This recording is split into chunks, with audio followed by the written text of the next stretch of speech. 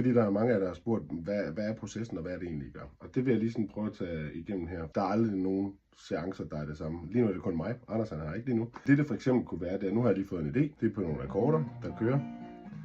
Og mange gange så er det faktisk bare, fordi jeg sidder og klimper lidt. Og så kommer der noget frem. Det vigtige at sige her, det er, at der er ikke rigtig nogen tekst her. Så det der sådan kommer ud i munden, det kan være, det er bare noget rubbish. Men det kunne for eksempel være noget ala... Nu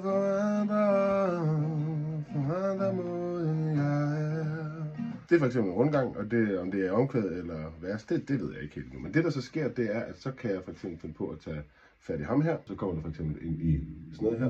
Det er måske lidt nemmere, hvis jeg lige prøver at tage den her herover. Så skal jeg lige have jer med her. Så kommer det nemlig over i ham her. Når jeg så indspiller noget, så kan det for eksempel komme til at lyde sådan her.